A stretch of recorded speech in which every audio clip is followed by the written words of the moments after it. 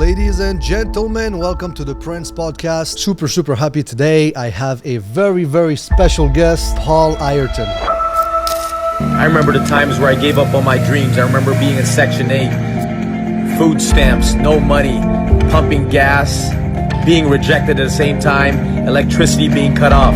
But guess the only thing that kept me sane was my dream. What is your response to people that tell you the insurance industry is just a pyramid scheme? The grass is always greener on the other side. You're blaming the industry, you are the problem. Everybody wants to be a pro or a master, but not everybody is willing to go through that amateur stage. They like the idea and they see the result. They don't see the process. They don't see the journey. They just get attracted to the result. Yeah. The Lambo, the house, the cars, the toys. They don't see what you've been through. Paul Ireton. That's a unique last name. Where's that from? Ireland. Ireland. Oh yeah, I was gonna guess Irish. How come? Yeah. What's your ethnicity? My dad's Irish. Irish and my mom's Filipino. Filipino. Ah, that's a good mix, man. No wonder why you got the good genes. That's it, man. You know, that's awesome, man. We're very blessed to have him today. He has his good-looking, handsome son here today. 13-year-old. What is your name? Troy. I forgot. Troy. He's a badass. And you have an older kid too. How old is your older one? I got a bunch, man. I got a 20-year-old. Okay. 16, 13, and 12. 12. My daughter. Okay. All right. That's amazing. 4. 3 boys. 1 girl. 1 girl. That's amazing. Very We cool. weren't stopping till we had a...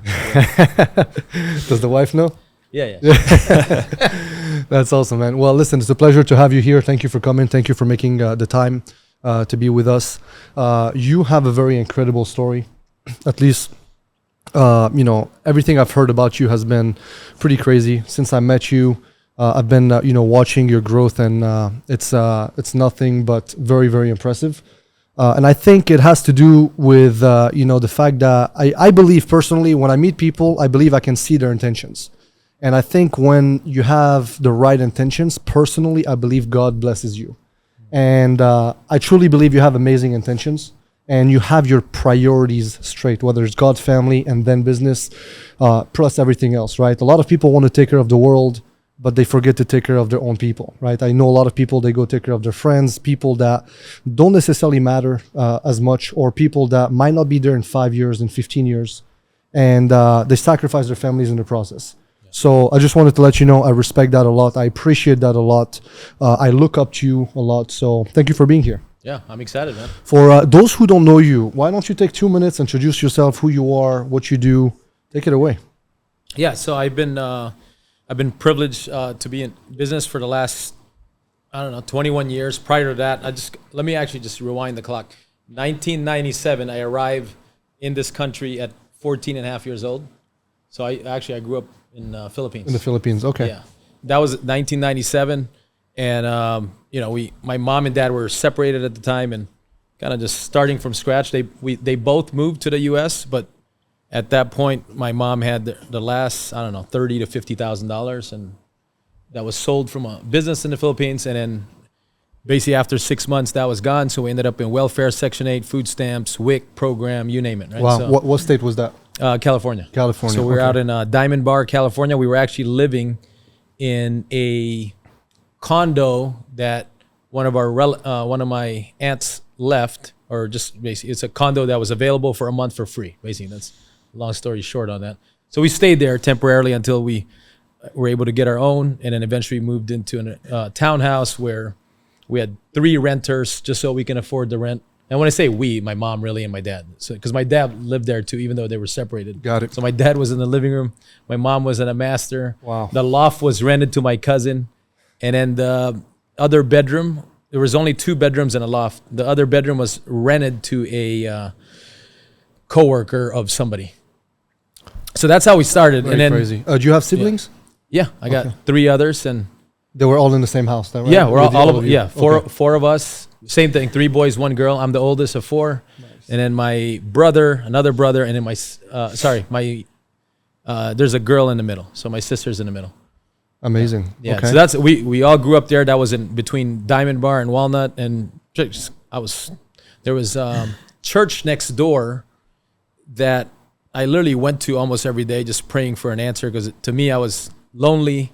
teenage boy that was moved after having maybe 100 different friends in the Philippines, and you come here on a brand new start. Everything was, just you felt alone every day. In school, you couldn't get along with everybody. I had to learn how to be a chameleon just to not be picked on, because I didn't belong to any side.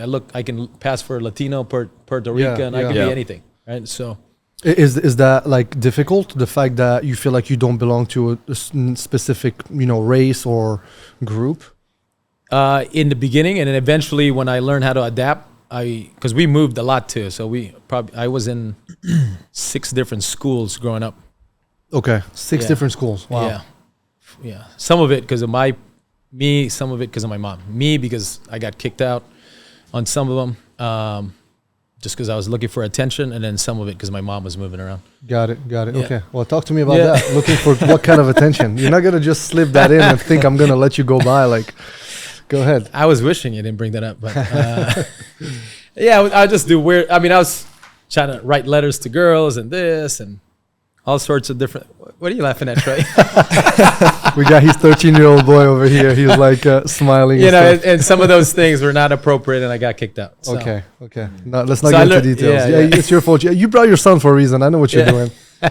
Okay. I was 1 month in a school, went out, and then that was just like the beginning stages when I didn't know how to do, didn't know how the whole system worked out. But after that, I think the biggest blessing in there, I was able to be adaptable.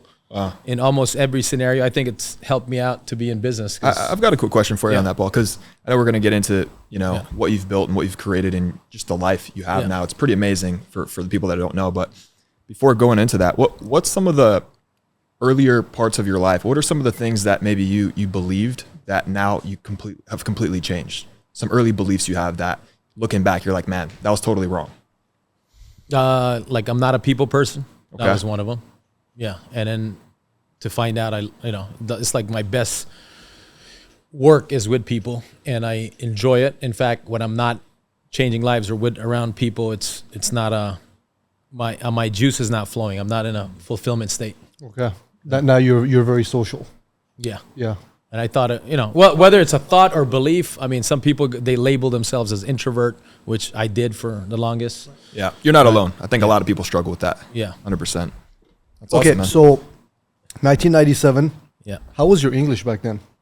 It was good. I mean, it's not like I listen to my kids. I'm always in awe on how much they know. Well, they have the internet. I didn't have any of that. But yeah, my vocabulary was, I had to learn new vocabulary so I can extend my language and my thoughts. Okay. But there was a lot of it that didn't exist. Got it. Okay. Yeah, it was very simple English. It wasn't like, but I spoke English, obviously. Got it. Yeah. And from there, what's next? Yeah, so I go through high school. I ended up graduating in South Hills, which is in West Covina. It was a nice school out there.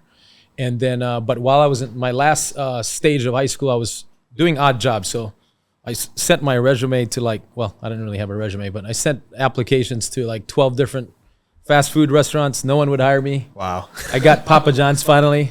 And back then I bought my first car, a 1990 Toyota Corolla with no bumper for $800. Nice. So I bought my own bumper, painted it, and that was my first car. So I put a Papa John's magnet on top. Sick. And this is back in the day where you got to use a Thomas guide. You know what a Thomas guide is? Do you know? I'm not familiar. Yes. No, I'm thinking. I do, This is where you map out, like, it's so easy nowadays. Let's say I have 3 different trips for delivery of pizza. Yeah. By the way, this is the worst job for me. And I didn't last there. This is just a fun story. Yeah. But I got to map out from the store to the next house, to the next house, to the next house. And you got to open up different pages in the Thomas guide. Because not all of it is in one page. So it says there, the next page of this street is on page whatever. Wow. Right? And then you got to map it back to the store. It's like, so anyway, this is like the most, and then when you're not delivering pizza, and I'm always late, so I never get tips. And I was giving away soda so I can get tips because I was always late. So I'd bring a handful of soda. These guys are eating cold pizza because of this. Yeah, awesome. But anyway, I almost ran over somebody in a motorcycle because I was rushing to the other. It's horrible. And I was folding boxes while you're not delivering, and then you're sweeping the floor. I mean, that's your job. You're a janitor and a box folder. Yeah. When you're in pizza, any kind of pizza delivery, everybody knows that. Because I have a few friends that did that too. But anyway, I was doing that. That led to me looking for another job. I picked up a penny saver ad. I saw a telemarketing position for a mortgage company, and I was surprised because I called them. They wanted to interview me the next day, and they literally hired me the next day after that. Wow! And it was a job and this is the start of like I have a chance of like to dream life. again, right? Yeah. So it was $10 an hour when I was making $4.75 plus 75 cents for delivery, right? How old were you? 17. 17 at the time. So I'm hired by this mortgage company at like literally almost 18. I think I just turned 18. What is that? But I was still in high school. Early 2000? This is 2003 or 2? No, 2002. Did that seem like a lot to you back then? $10 an hour? Were you like, yeah? Oh yeah, plus $200 bonus. I was intrigued about the bonus. I never heard about a $200 bonus. And that's when like the commission mind or the sales mind kind of came in. More abundance there. Yeah. So $200 is what I went there for. And basically the job, just so you guys know, it was from 5 to 9. So 4 hours a day, 5 days a week, or 6 days a week. I was on the phone. It was an automatic dialer. We put a headset like this. Yeah. And we're smiling and dialing. 250 calls a day. Sick. And that That'll would teach lead you so much. Yeah. Yeah. And then I sucked tremendously, but I kept doing it. And then there was this closer, that's what they named him, in the office. That was this, he had this, he was like a ex-Cholo, right? So he has this like little swag of a Cholo. Charisma. But he's there. He's a little gangster, Right. But he was the one that taught me like everything. He would stop, mute the phone. He'd go, say this, and then unmute. Say The it. best way to learn. Oh, yeah. The best way to learn. On the spot. On the field. On the And battlefield. literally, that's when, and then I start to become effective. And then next thing you know, literally, and this is at 19, I was able to buy a house like a year from that. Amazing. So I go from welfare Section 8 to buying my home. How much was the house that you first bought at 19? 235,000. How big was it? It was 1,600 square feet and 17,500 down. The reason I remember, I took out the money, I put it in our coffee table that came from a thrift shop, and I called my mom to the living room. This is a house, Section 8 home with no AC. I put the money there. I said, Mom, put on your sunglasses. Our future is bright. Let's go. Like the whole future bright with Patrick. We've been using that since day one. I love it. That's awesome. That's how it starts. So that's how we got. Well, I'm asking you about these numbers because right now the millennials, they're just pissed off right now. Why? Because, I mean, you can't buy a house for 200. I don't know how much. 235. You know what I mean? Yeah. And You could. You go to Arkansas. Yeah, exactly. What interest rate? That one, it was high back then. It was 7.5 7.5. Okay. or 7.75, something like that. Okay. Very cool. Very cool. What a story. But I mean, this is it, man. I think the best way to learn is by putting in the reps, and I think you put in the reps fairly young. You're 19 years old, making $250 a day, and that kind of mentor or putting you on the spot. I think that's the best way to learn. People that role play, I'm not against it, but I think that is one of the best way to learn is throw you in the fire and then just find a way to overcome. Yeah. I mean, Well, there's two things. So there's the lowest form of learning, and let me just kind of ingest this, and I've learned this throughout the years. The lowest form of learning is reading. So if I'm in school and I'm there just, what's the homework? Read 20 pages of this. It's the lowest level. It's not bad. It's the lowest level of learning. Right. Right? It doesn't mean it doesn't work. Yeah. The next level of learning is listening. So people that are listening to podcasts, this is the next level of learning. That's why YouTube is so effective because it's higher than reading. Yes. That's why people do audiobooks and all these different things. And then you take it another notch and we're having now a discussion. Now you elevate the learning even another notch higher. Yep. You're engaging more. That's right. And so people that are part of a school system, and there's not a lot of schools like this, but there's some private schools that have this where there's interactive between the teacher and the student. There's more learning there. Or maybe the student got more interaction with a teacher, there's more learning there because there's a discussion versus shut up and listen. Right. Right, which is how I grew up in my household. But after that is simulating the real thing or role play, Yep. and then the real thing, which is the highest level of learning. What about writing? That's awesome. What do you think of that? Writing as you're learning, like, is that because for me personally, when I write something, it does help me a lot. It's harder for me to forget it. Yeah. Well, I was just about to say that it's a form. When you're writing, what sticks to you or what flows to you sticks to you. So it's a way to retain information. The best way to retain it is to write things down. There's a lot of I still use. I'm a very notebook fan. I have tons of most of my library when you went to the house is all notebooks. Okay. Yeah. Like 20 years of notebooks. Wow. Yeah, and planners. So That's amazing. And by the way, guys, I mean, if you don't know, maybe we'll put some B-rolls of your library, because for those of you that don't know, it's not your typical library. It's a badass freaking library in a freaking amazing badass home. I mean, what do you not have in that house? Pickleball court. Ping pong. What's next? I'll add the ping pong set. Okay, so actually, let's touch on that real quick, since we're on that topic. We went from a $235,000 home to what? If I sell now, maybe 6. I don't know. 6 mil? Yeah. Look at that. Amazing, man. Well, again, so what would you say is, if you were to sum up the 3 biggest tips that you could offer any young 19-year-old like yourself years ago, what are the 3 tips that you would actually, or 3 advice that you would have, you would give people? One of it, I mean, some of it is what we mentioned in our cigar talk. What I think your ability to be coached, which is whether you frame it as my hunger to learn or my ability to do things even when I don't understand it. That's really coachability. I'm doing it even though I don't understand it yet. Sorry, I don't mean to cut you up. But why don't we take a step back? We said we have the 3 C's. Yeah. Coachability. Yeah. Commitment. And credibility. Why don't we can add a bonus there is courage.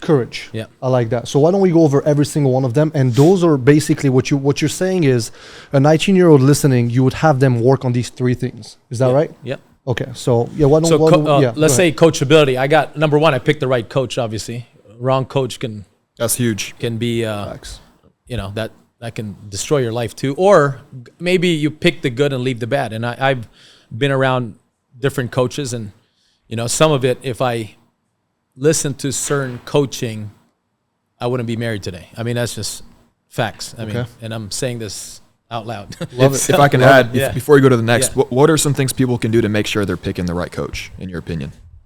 I think you got to identify what you want in your life first, and then no one's going to be a perfect coach. So I would, some of them might be good at this and this. And so I'm a believer on, and if they are, no one's perfect. So I would pick what's good, or identify what they're good at, and then take that coaching from them. And you might have to have 2 different coaches and all that. Absolutely. 3. Take the best or mentors, and leave the rest. right? I mean, I would say, like, whatever area they have the fruit on the tree in that area that you want in your life, like that's what you want to learn from them. But you might need several coaches, like you said. Yep, right. 100%. Love that. Okay, coachability. And again, it's listening. Taking, the advice or the coaching, where if you have to wait till you understand the whole topic, it's going to take you years. So I think there's a part of it where there's blind trust in the coaching. Yeah, faith and blind trust in it. Faith is huge to me, because I feel like if you don't have faith, and not just like I'm not specifically talking about God, right? I mean, that's a big part, but just faith in the process. Yeah. Because as you're going through these moments, you have a lot of self-doubt. And I think what separates people that make it versus the ones that don't is that when they don't have clarity, they're still going, versus the ones that always want clarity 100%, they always end up leaving, because you will never always have clarity. If we were to show you what your life would look like in 10 years or in 3 years, and you see that it's perfect, then of course you're going to take the steps. But that's part of the journey, is that you don't know. There's a lot of unknown. And sometimes we think we want something, and you actually get better than what you wanted.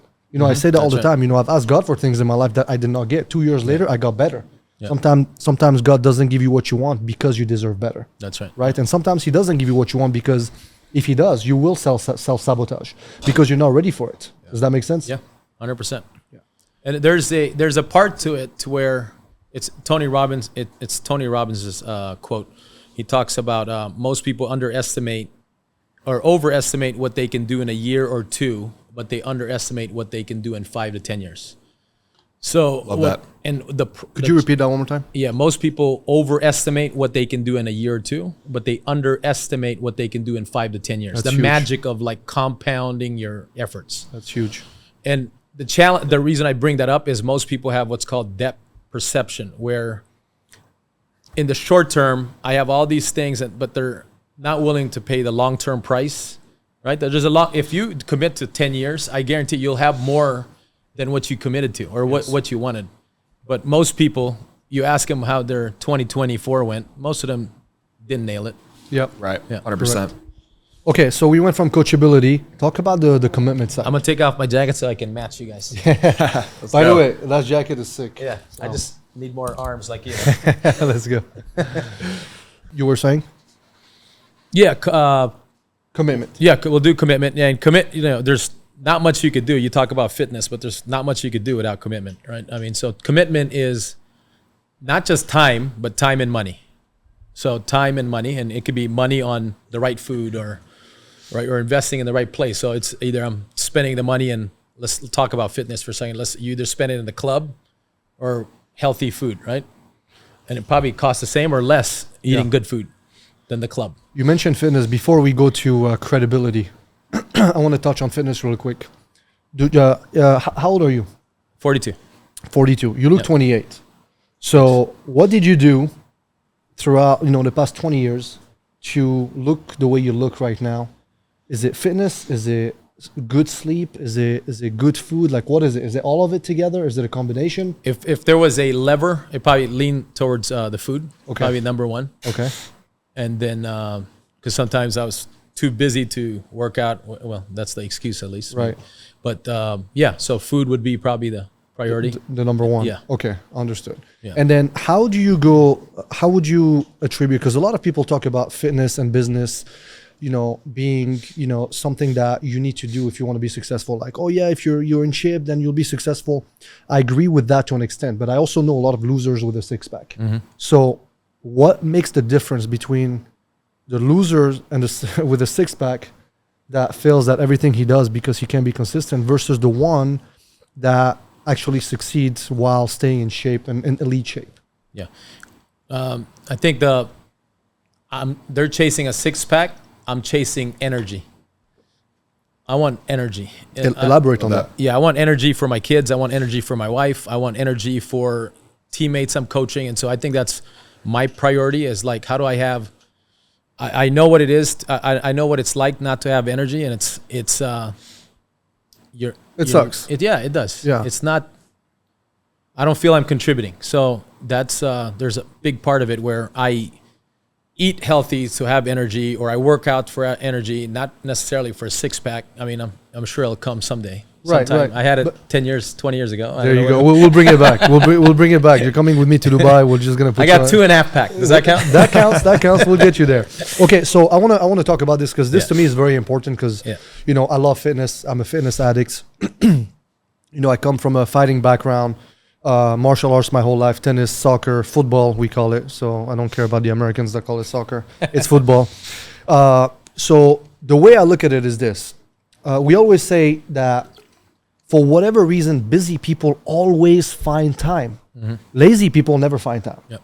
And I've noticed that a lot of people that, and again, that goes back to the same concept of when they say successful people, they do a lot, and at the end of the day, they feel like they haven't done enough. Mm-hmm. Losers will barely do a little bit, and then they feel super accomplished. Yeah. And I've met those guys. I've met those guys in the gym. They'll spend 2-3 hours in the gym. They'll spend all their efforts in the gym. When they're done, they feel so freaking accomplished, and that drives me crazy.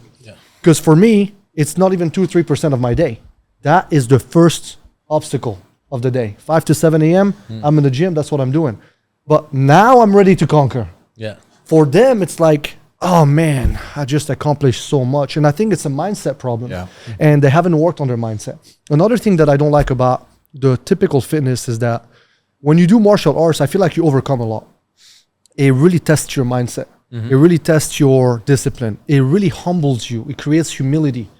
But in America specifically, people are lifting weight, they're getting big, and they're getting fake confidence. Mm-hmm.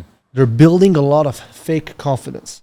These guys, they get bigger, their ego goes up, their pride goes up, but they haven't learned or built the skill to actually work on their mindset.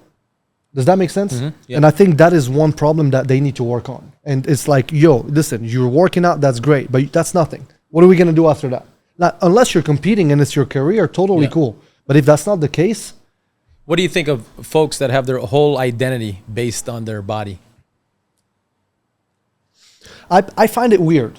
Right? I personally find it weird. Like that's, If that's the only thing that you have to offer, I'm sorry, I have no respect for you. Okay, yeah, you're good looking, you're in shape. Because the reality is this: life happens. Okay, and you're gonna get sick one day. You're gonna have an accident one day. You're gonna tear a muscle one day. You're gonna go through some struggles one day. You might lose a family member, and that might put you out for a few years. That you just never know. Life happens. So I believe that it's more important to work on your mindset than it is to just make your whole fitness your identity. And I mean, listen, I say this, but I don't miss the gym. 6 days a week, 2 hours a day, non-negotiable for me. Yeah. That's the way, because it helps me with everything else. It helps with my mindset. It helps me respect myself. I always tell people, you gotta like you. Whatever that you look like, if you see you not with a six-pack, but you look at yourself in the mirror and you like you, that's all that matters to me. Right. And the only way to like you is to respect yourself. Right. And the only way to respect yourself is by doing the little things every single day, no matter what. Do the things every single day. What does that mean? If you say you're going to go to the gym, go to the gym. When you're at the gym, be at the gym. If you say you're going to go make money today, go and be intentional with your work. The problem is people are not intentional with what they're doing. And that's another thing that I would love to cover with you, because I think working with intention is huge. I hear people, oh, I work 12 hours today. Listen, I can do in 5 hours what you just did in 12 because you're not intentional with your work. Busyness versus business. Or busy versus productive, right? So intentionality is very important, whether it's fitness, whether it's business, whether it's even the family life, right? Be intentional when you're with your kid. You got to be there, right? Yeah. Andy and Jackie like to say, be where your feet are. Right. And that's honestly, if you can master that, I really think that there's no way you will not be successful. Being able to be intentional with everything that you do. And again, respect yourself when you like you. Another thing, talking about liking you, I've noticed that, and I speak for myself, when I did not like me, I did not like anybody else. I didn't want to necessarily be around a lot of people. I did not want to go and help people. But when I started respecting myself and liking me, I'm like, who can I help? Who's around? Let me help you, dude. And I started telling them, and I've lost some friends because I'm like, dude, what are you doing? Because by default, I just want what's best for them. Yeah. But I could not do that if I did not like who I was. So I think liking you is a very important part. And if fitness is the answer to you liking yourself, I think it's definitely a big part of it, because you got to be healthy. You got to feel good. You got to look good. When you look good, you feel good. When you feel good, you perform good. You want to be young. You want to be healthy with your wife, with your kids. You want to help. Again, it's energy. Also, it's the easiest way to interrupt your pattern. If you have a certain pattern or habit, easiest. I mean, if you can, like I remember when me and my brother, and I've been in business with my brother Nathan for the longest, like since the beginning, even in the mortgage company. Oh, wow. So when I got hired there, I got him and a couple other friends hired there as well. That's awesome. So when we were there, Is it your? No, you're the oldest. yeah, Is he's he the younger second. brother? Yeah. How old is So, he? a year and a half apart. So Okay. 40, 41, 42. Yeah, somewhere there. 41. But we have, so one of the things that we did, I don't know if you ever did P90X, but we did that together. But we did that together and we did the whole thing. But it was to interrupt our pattern, to shock our nervous system so we can do something different, right? So we want to do something different in business, and it's the easiest way to do it is through moving your body. Yeah. It doesn't matter what you do. It could be a marathon. It could be tennis. whatever it might be. So we did that for nice, and we got pictures of that, and those are some good photos there. But and then we did that. We did another thing where we hired a trainer, and we forcefully scheduled all our training at 5 a.m. just so. Number one, it was an edge, because by the time we were done, we were at peak state, we were ready, and we were optimal to make dials at, like we would hit the office at 8 to 9, we would practice, drill, rehearse, hit the phones at 9. We call it green time, smile and dial from 9 to 11, and then appointments from 11 to whenever, right? I mean, sometimes we went to all the way to 9 p.m. What's cool is the amount of mindset that just came from the second C, which is commit. Whether it's physical, whether it's mental, like obviously everything is mindset, but maybe both of you guys could give your perspective on this one too, because we were talking about it when we were smoking cigars earlier too. People's ability to run towards pressure, and I'd love to know, because everybody processes things differently. Your relationship with fear, when you, whether it was in the mortgage business or when you transitioned into your own business, even to this day, we're always faced with that next level of pressure to run towards to level up, right? So what's some of the mental hacks you've used, or how have you used fear to your advantage over the years? Yeah, some people, they go false evidence appearing. I don't believe in that bullshit. I mean, it's always there. There's just new level of fear. I think it's a matter of facing it in spite of, right? Yeah. So in spite of what's going on, I remember getting 2 repossessions that week and still facing the client, still facing the people we're training with our vision and where we're going, where you're communicating not because of what's happening to me today, but where I'm going. I mean, part of that is courage, right? I mean, this is, whether it's getting kicked out from the house or couldn't pay the house or whatever circumstance you're going through, which I've been through almost every facet of it. I mean, and still showing up in the day to win. And whether it's that or speaking, I remember speaking in front of 20,000 people in one of our conventions. I mean, that's like, like diarrhea. And I mean, not like physically, but you're feeling you're feeling like taking a shit and throwing up at the same time. Yeah.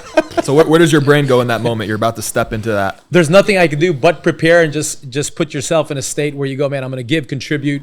I do some mantras. Intentions.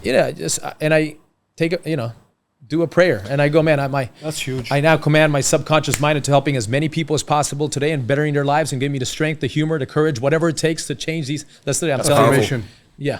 I love to change these people's lives for the better now. I love that. Literally. I mean, I just told you what it is, right? Yeah, there. yeah. That's good stuff. Intentionality is huge. Again, you're being intentional with what you're doing. And I think, to answer what you're saying, perseverance during uncertain time, I think is what creates, what makes the difference. When you're uncertain and you don't know where this is going, but you still show up, while other people decide, hey, if I don't have clarity, I'm not going to show up. Yeah. I need to know what's on the other side. Yeah. And your ability to disconnect your feelings and understand that you will not know until you do what you're supposed to do. And sometimes even if you do what you're supposed to do, it's going to take a lot longer than you think. And that's why I tell people all the time, when people come and ask me, hey, Ali, what should I do? Should I quit my job? I have this opportunity. I have this. The first thing I tell them, like, okay, what does the first, are you the top guy in your company? They say no. I said, okay. First job. Yeah. What does the top guy make in your company? They tell me, let's say 500,000. I say, how much are you making? Let's say they tell me 100,000. I say, you're not allowed to leave that company until you make 500,000. Yeah. That's my first rule, because the grass is always greener on the other side. You're blaming the industry. You are the problem. Work on you, work on your mindset, become better. And then when you get to the top, if you've capped your pay plan and your potential, transition to something transferable else. In any industry. 100%. You will always have your skill. You'll take them to any industry that you go with. But if you're blaming the industry, when you're not the top guy, there's a reason there's a guy making 500, but you're only making 100,000. There's a reason for it. There's a reason there's a guy making 5 million and you're only making 1 million. There's a reason for it. So I always tell them, you're not allowed to leave until you become number one, or at least in the top 3 in the industry. And then we can talk about leaving. Such a good point. Yeah. That is the first thing I say to them. So again, persevering during an uncertain time to me is huge. And you mentioned speaking in front of people. I remember when I was fighting, there's a guy that I was gonna go against, and he had a nickname. I've never told that story. His name was John Cercueil. Cercueil in French means coffin. The reason he had that nickname, that's horrible. Yes. The reason he had that nickname was because he got attacked by 3 thugs in West Africa, where I was born and raised. And then one guy charged at him. He did a spinning back kick, landed in that guy's chin. The guy died on the spot. He earned that nickname. Holy crap. Yeah. His name is John Cercueil. If he hears it, I don't know even. I haven't talked to him in a long time. But the thing is this. That guy was a badass. He was a killer. Everybody knew who he was. Like, he was a dangerous guy. And I had to go against that guy. And I remember that was like one of the most I had ever been scared in my life. Yeah. And I remember I was getting ready and I'm like, I'm scared. I'm shaking. Yeah. I'm shaking in the locker room. And I'm like this. I'm going like this. And I'm like, damn, what am I going to do? And I remember it's crazy how when you're training, the training is always harder than the actual fight.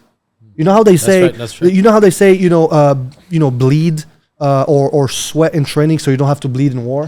It's the same concept. The same in business. That can go to business, right? You're just training so you don't, number one, practice on your customer, but also so you don't fail when it's time to shine. That's right. So my mind was just playing trick against. That's like probably I don't see enough people practice on their craft, and they just want to get to. I don't see that doesn't exist. I mean, I think that there's a lot of that can be applied to today, where someone can go from, everybody wants to be a pro or a master, but not everybody is willing to go through that amateur stage and go through the. In martial arts, it's the same thing, right? There's kata one or whatever I did Pumse, karate for a little bit. Yeah, but Pumse for Taekwondo, there has to be. There's a process. Yeah. There's a step. Yeah. And I think it's because they like the idea of it, and they see the result. They don't see the process. They don't see the journey. So they just get attracted to the result. Yeah. The Lambo, the house, the cars, the toys. They don't see what you've been through. You've been doing it 21 years. 21 years, yeah. Exactly. They don't see what you've been And through. then you can add another 3 years in like real estate on top of it. There So you it's go. like But again, 24, they don't see the sleepless nights. Yeah. They don't see the repos. They don't see the foreclosures. They don't see you losing your family members. They don't see you crying. They don't see you, sweating. They don't see any of that, right? And they like the idea. So your mind, if you're able to control it, is the most powerful thing that you can have. 100%. And that day, I couldn't control my mind for about an hour. I was scared. Make long story Was there a short, big audience? yeah, it was a national championship. So how many people watching? Probably 800 to wow. 1,000. Yeah. And make long story short, I get in the to fight that guy, and it actually was one of the easiest fights of my life. Yeah. It's crazy. Why? Because I had prepared a lot, but just my mind told me that he was going to kill me because that was his reputation. And right? Joe Rogan, I'll quote Joe Rogan in us, is like, he talks about fighting. He goes, man, the scariest thing is you're going there with your underwear. You got 800 people watching your underwear, and you're like the most exposed because everything's exposed, Vulnerable. right? It's not like That's right. like you can get killed in there, you can get knocked out, you can do anything can happen, right? 100%. Yeah. Yeah. It's a very, very vulnerable place to be for Yeah. sure, especially when you have people that are there to support you. You have Right. your family, Yeah. you have your people, and they're cheering for you. You're like, man, not only am I gonna get knocked the fuck out, but I'm gonna get knocked the fuck out in front of my girlfriend, in front of Talk my about friend, mindset, in front of yeah. my parents. Yeah. So all these things just go into your mind, and again, it's that's why preparation is important. So what I've learned through my fighting background and my what I've done was the training was always the hardest part. Showing up and performing was honestly the easiest part, even though sometimes it was scary. But when you're prepared, you always overcome. You always figure that part out. So I know we shifted a little bit and we covered more mindset, but that brings us to the last one, which is courage. Credibility. Courage is the So bonus. credibility, I think there's two parts to credibility. One is your word to yourself, like part of you earning that, which reflects, again, your credibility with others at one point, especially when you start interacting with people. You start to have this, right? Your influence has everything to do with your credibility, right? So at one point, if you're not keeping promises to yourself, it's going to be hard to keep it for others. And so I think it starts with that. And then last one is courage. And again, it's ability to act in spite of the fear. You still attack it in spite of the fear, in spite of what's going on. And I've lived at least the last, since I picked up the book, Magic of Thinking Big. It talks about inaction breeds fear, action breeds confidence. Like there's no way around it. So every time, think about this. Think about if you were to deplete, if you think of something, even if it's talking to a girl and you don't do it, you just stole some of your self-esteem. 100%. Every single time. 100%. It doesn't matter if, you know what I mean? It's like That's the real right there. I the love fact that. that you thought about it and it didn't do it, it steals part of your self-esteem. And so, but the reverse is true. When you act, when you think of something and you take action behind it, you just boost up your self-esteem. And Action is the cure. yeah. And Yep. what happens now, like, you ever been in a position where maybe you're so successful, but you took a break and maybe you don't have the same exact confidence as because you lacked action the last month or so. Yep. So it applies like your whole life. You can't 100%. just like practice it for 10 years, stop it, and then go in a ring and all of a sudden win. That's why you shouldn't stop. You mentioned retirement earlier. Yeah. We're talking about that, Yeah. and it just doesn't feel right. Yeah. Right? And That's I think right. that's also part of that because you don't want to lose what you have. Yeah. And whether you like it or not, the decision to retire is going to make you by default lose certain quality of yours and certain things that you've been practicing and training for years for. My dad told me one thing, and I'm sure you've heard it before, it's retiring is dying, right? And you need to have something that you're working towards at all time. Yeah. Well, Until you die. enjoyment is the state you're in while you're pursuing something, Yes. right? And so I think you just lose that. Like one of the things I realized when I took a break or whatever you want to define it as, or take a long break, it's like you're taking that enjoyment of what you were doing, right? I mean, the whole thing was like stolen from you and you realize, you go, man, that's what I truly enjoy. And I think sometimes it's healthy to take a step back and look at that. I mean, And I'm not talking about breaks where you need a break because you're exhausted because you work your butt off. Not that. You need rest. You need a nice work rest cycle. And you need to celebrate your wins. I always tell people celebrate every win. Now, don't celebrate too long, but celebrate your wins. Yeah. Even the small wins. Yeah. Even the small wins. I want to go back to credibility because we skipped, too fast through it. You mentioned something when we talked about credibility. You said credibility, it's what you tell yourself. You have to respect yourself pretty much and basically practice what you preach. Yeah. And I want to talk about that because that's leadership. Number one rule of leadership is self-leadership. Yeah. And I want to speak for myself. I would have never been able to, obviously people preach a lot of things. They don't necessarily practice what they preach. With that being said, nobody's perfect. There's a lot of things I say to people do because I know it's the right thing for them, and sometimes I don't do, right? That's a problem. With that being said, even when I choose a mentor or if I have somebody that I want to learn from, the reason why I choose to follow them is, especially somebody like Andy, is because I've seen them practicing what they preach. Now, he's not perfect. Nobody is. But you want to be around people that practice what they preach, and you want to practice what you preach because when you do practice what you preach, it gives you a certain level of confidence, credibility, right. Commitment to yourself, right? Yeah. And when you're speaking to people, the message is delivered very, very differently than if you did not practice what you preach. Yeah, well, it's people are listening. Like that's one of the things that makes Andy or yourself great. Thank you. There's a level of congruency, and I think people can feel congruency, right? They can hear words, but you know how you listen to someone and there's something off? It's because they're not congruent. What they're saying and what they're doing, your mind can't lie with congruency. So someone can speak a big game or practice a script and even emulate a great speaker and try to embody that. But without congruency, it doesn't come across the same way. I want to talk about this on a micro level. I'm guilty of it myself. So I remember I had a coaching call. And that morning, I yelled at some of the guys for sleeping in. Yeah. And for skipping the gym before they went to work. And that day, I didn't go to the gym. I don't remember what was the reason why. I usually never skip. And I felt horrible. And I could feel it in my message. That's right. I could feel it in my delivery. Yeah. Right? And it's never the same versus when I'm doing what I'm telling people to do. Dude, I'm speaking with confidence. I'm speaking with discipline. I'm speaking with dedication. My delivery is different.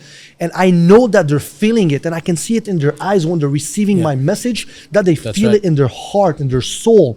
Versus when I'm not practicing what I'm preaching, honestly, I can only do it for so long. Yeah. And most people, they can have what they can fake it, but they cannot fake it for the long term. Yeah. It's impossible. You can only fake it. It's the same for your level of effectiveness has a lot to do with congruency. So if I just sold 10 cars or whatever industry I'm in, solar, whatever the case might be, and I'm about to train the folks, I'm boots on the ground. I understand what's going on. I can go about relevant experience based on this week or this month or this year versus what I did 10 years ago. 100%. Yeah. 100%. Like how much respect would you get if you were fit 10 years ago?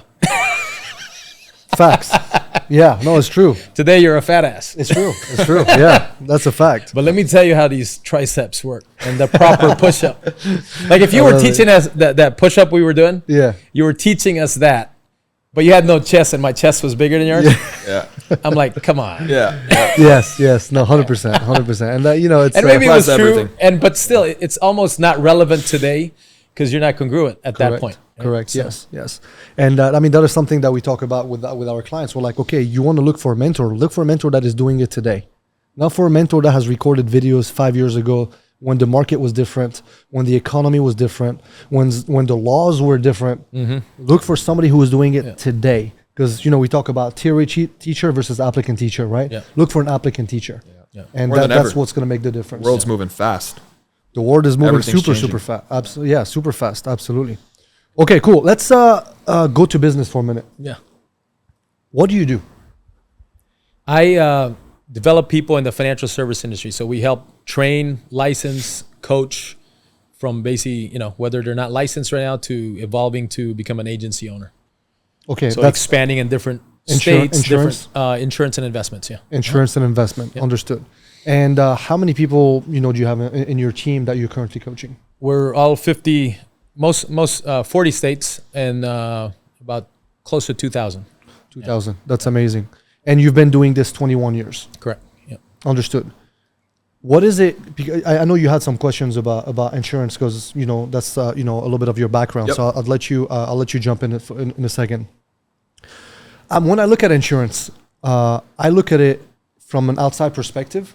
I don't fully understand it, and I've heard a lot of people, try to be successful in insurance, and they just fail. A lot of them fail. What makes the difference between the ones that make it in this industry versus the one that don't? It's a great question. I know it has to do with a lot of what we just covered. Yeah. But what would you say? Because I think that's your the rest of it is transferable. I mean, as far as all the stuff we covered, but there's from an understanding point of view, I think it's a bit, but this is transferable in any business. So it's a business of words. If you know what to say, how to say it, that's a sales game, right? You're becoming an effective communicator, right? It's a set of words that work and a set of words that doesn't work, right? There's anchors to certain words that bring up or trigger people's minds to you being an insurance sales guy or a car sales guy. And so I think it's a matter of knowing a dialogue that works and knowing what doesn't work, and you don't use the dialogue that doesn't work. I mean, that's fundamentally if I'm just getting started. Understood. If I can't figure that out, I got to get to a point. Yeah, I got to get to a point where I'm not awkward in the word game, where I got to transition to mechanical and then becoming natural, where I have a flow, right? I can flow, and I'm actually concerned now about the people I'm sitting down with versus the words that I'm saying. Because a lot of times people get stuck in the words because they never put the time and practice in it. So any sales game is mastering the language of the business. And once I got that down, that's like the art form. And then the other aspect of it would be, the other stuff is science in business, right? But the language is the art. But again, if I don't get past that, I don't move past knowing the language, then I'm kind of stuck.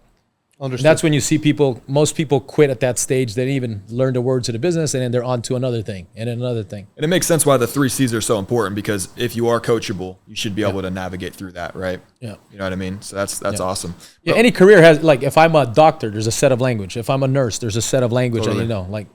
Is it related to product knowledge? Yeah, I mean, doctors have product knowledge, whatever they're prescribing, or body part. I mean, whatever's going on. Like the only thing I know is what I went through. For example, my oldest son had gastroschisis. That's the only reason I know that word. Yeah. But I would never know that word. Yeah. Would you say what breeds success today has changed a lot from when you were coming up? Because I know you've been in the game for some years now. What you did to get to where you're at, is it the same thing that people should do now to continue to scale in this industry? Yeah, I think the information just has to be specific, because there's so much noise out there, too much information. So if I can scale it down and get to the challenge with most people, you guys know this, it's not information that's lacking. It's like specific knowledge, right? In fact, Think and Grow Rich talks about, it talks about that there. It's specified knowledge, right? So in your career or your endeavor. So you got to find your career, and you got to find a specific coach or in that field that's that working niche. On it. Yeah. 100%. I love that, man. Yeah, no, I mean, the biggest thing that comes to mind with these things, no matter what industry we're talking about, but definitely for you, and I'm curious what you would say to this, is that skill set that you acquire by putting in the reps over time and developing that wisdom. That's the biggest asset above everything else. Yeah. Because somebody could take everything that you've built away right now. As long as you're still breathing, you have that for the rest of your life. Yeah. But I'm curious, hypothetically, let's say somebody did take everything you have and you had to start over tomorrow. What would be your first move? Hit the phone, hit the pavement. 3 feet rule. Anyone I'm in contact with, I'm getting a name and number wherever I'm at. In Starbucks, I see a stroller. I'm talking to the mom with the stroller. Do you have college funds? Okay. Right? You ever thought about having college funds for so I'm like boots on the ground that's while I'm on the go, right? On top of that, I would have a 2 to 3 hour window where I'm smiling and dialing. I mean, that reps need to be put in there. And then you build a follow-up list where you're relentless with it. I mean, so most people don't buy in the first call or second or third. I mean, there's been stats out there. We'll put it up on the screen or something. But most people buy on the 8th or 9th call or 9th follow-up. Okay. So if you know you're going to give up already in the 7th follow-up, don't even go in the sales game, right? Because it's any sales. It doesn't matter. There's follow-up the blessings are all in the follow-up. So people can't harness the fact that you got to be a relentless follow-up, and you do it in a tactful way. And by the way, the more contacts you have, that's why I would say practice the 3 feet rule, because the more contacts you have, the more patience you have. True. The challenge is that you're dealing with, you got 20 prospects. Well, you're going to run out that day. Who are you going to call tomorrow? So true. You can't call the same 20. Yeah. Not to mention, it creates an abundance mindset. Yeah, I'd call anybody. I'd go online, and anybody that's posting their numbers is asking to be called. So I'd call a real estate agent. It's crazy value right there. I'd call man. anybody. Yep. It creates People apply this, it's insane. It creates the abundance mindset, and then that's any business. I feel like when people are so transactional and not very relational, and they don't have the abundance of clients because they don't make the dials, because they don't speak to that many people, then what they become, and even their follow-up process is terrible because they have commission breath. They sound like they're transactional. They don't care about the client. Versus when they have an abundance, clients and numbers, they take their times. They're more relational, and the conversation is very different than the clients feels when you're desperate versus when you truly care about them. So what we call that is you detach yourself from the outcome. Like, you don't look at people as sales or my mortgage payment or whatever the case might be. I think you can put it like, one of the things that we taught over the years for the longest is like, give away compliments, like sincere compliments to everybody as you meet people. And even if you don't get their number, you made somebody else feel better or made their day, enhanced their day. 100%. And it's you're stating facts, or at least what you see that's true at the moment. And you do that. You think about it. If we had 100 salespeople that went out to our area here, and that's all they did all day was 10 compliments a day. Yeah. How would the aura of the city would be lifted. So true. 100%. With no outcome of selling. The outcome was to make the world a better place. And so I know I'm going way over like the extreme on that side, but through the process, you will get what you want. 100%. And I mean, a compliment is value, right? That's a value that you're giving for free. Yep. And I mean, we talk about this all the time. People talk about sales calls. I don't do sales calls. I do coaching calls. Yeah. Every single one of my calls, I'm just coaching. I'm just dropping value. I'm just trying to help identify the problem, provide a solution. Obviously, you're not giving them everything because you don't have time to do so, but you're giving them some value. And by doing that, to be honest with you, people just call me back. Yep. People like, and if they don't call back at the end of the call, usually they're like, hey, I mean, listen, you've been very helpful on this call. What do you guys do? Yeah. Well, how can I do business with you? What do you guys sell? Like they're the one asking me to sell them. It's so interesting when you're dropping so much value and you're really helping people, and they hear that you care about them. They're the one that are going to be curious about what you do, and they want to do business with you no matter what. So true. And back then, the only form of follow-up back in the day, think about this, and I'll bring this up just from the point of giving value. The only form of follow-up is picking up the phone and making a call, or driving to their house and knocking on their door or their office. That was the only form. Now you could do voice text, video call, video send message, a video, memes, whatever you want. There's so many forms. Be creative in your approach. If one way doesn't work, try another way. Maybe next month I'm gonna send you a video. On your birthday, I'm gonna send you a video. I mean, I'm a follow-up fanatic. I love that. And whatever the action is, would you agree that, especially in the beginning years in business for people, that they underestimate to a high degree the amount of effort and work and volume of work that needs to be put in to get results? Oh yeah, you got to do 10 times more, man. I mean, some people are doing 10 calls a day. Yeah. I mean, it'd take you 100 years. Yeah. From personal experience, if that was a realization. If I can go back in time and talk unless you myself, had the credibility of a John Maxwell or somebody of influence already, you can make 10 calls and get 10 results. Of course. But you don't. Yeah. And so what makes you God at this point, right? Or 100%. Somebody that's earned, so there's a part of it where, respect the game, and just one of the things I love to do is write, like, here's what I want. And then let me write down what it takes to get it. And then I want to, like, the price to pay, right? Reverse engineer it. But no, here's the thing. Here's what most people don't do. I want to buy the price. Like, accept the price. This is what it's going to be. And I want to buy it. Like, I want to buy it. Like, I'm selling me on why I'm going to work my ass off. What do you mean by that? Can you unpack that? Like, let's say, okay, I break down the work, right, that it takes. And it's 1,000 calls a month or whatever it is, right? I need to get in front of, 200 conversations that lead to 100 closes, whatever the stats are in the business, right? I love that. But I'm going to buy that price. Like, I'm willing to do the work, basically. Right? I like that perspective. Most people don't do that. They just come up with this fictitious dream, and it's all just fantasy because I haven't bought the price. So it's, unless I buy the price, it's a fantasy. Yeah. getting specific is so important. I've learned that people don't actually look at what that price is for winning, and they just kind of want to ignore it and play it by chance. I have a question for you. What is your response to people that tell you, the insurance industry is just, a pyramid scheme, and that's their take on it? I have my own thoughts on it, and I'd like to comment on it after you go. Yeah, usually I ask them where they're at right now, and typically most people are in a job, so I ask them what their position is, and I go, "Do you report to someone?" They go, "Yeah." "Does that guy report to someone?" They go, "Yes." And then, "Does that guy report to someone?" Typically, there's like 6 levels up. That's life. Yeah, and by the way, in whether it's a hospital, it's the same thing. There's the nurse that reports to this, even the doctors reports to someone who reports to someone, and keeps going. And so, okay, I love it. That was the same thing for me. Is the president has a downline. Everything is a pyramid. Everything that's just business. That's just sales. People are sales. You're trying to sell. Blah blah blah. Someone has to override you to be coached. If not, what's in it for them? 100%. Right. Yeah. Everything's built on an override. It's just a matter of, do you get a paycheck or not a paycheck? That's right. And the people in the paycheck, guess what? Your employer has a bigger override because you wanted security instead of being based on results. Yeah. Yeah. Yeah. So like the override. So if they're willing to pay a nurse $100,000, I know some stats in certain hospitals. Like the hospital is getting paid $800,000 to $1 million on that nurse. That's insane. Right? I mean, That's so insane. the override is huge. Yep. 100%. Yeah. So with that logic, life is a pyramid scheme, right? Yeah. If we're going to follow their logic. But I do agree with you. There's pyramids in Egypt. Exactly. But I'm always telling them same thing. What do you do? And I ask them the same question you ask. So I love that answer. I think that clarifies everything, and we don't need to comment more on that. I want to go over culture, because how important is the culture with the team that you have currently?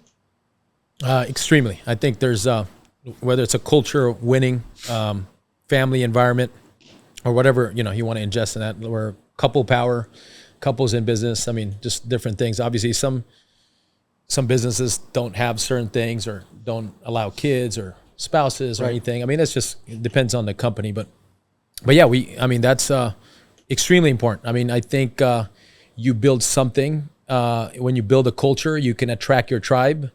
And it's a beautiful thing. It's something that carries on when they if they ask you to describe your team and they can describe something, that's the culture.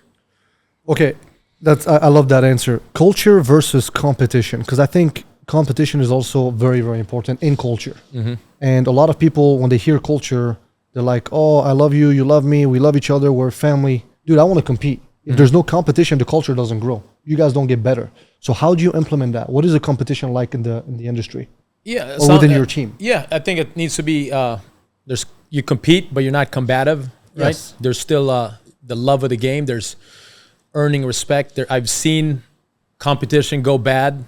I was competing for something it was like a silly competition, the most sales in the month, and our team versus someone else's team, and we won that competition.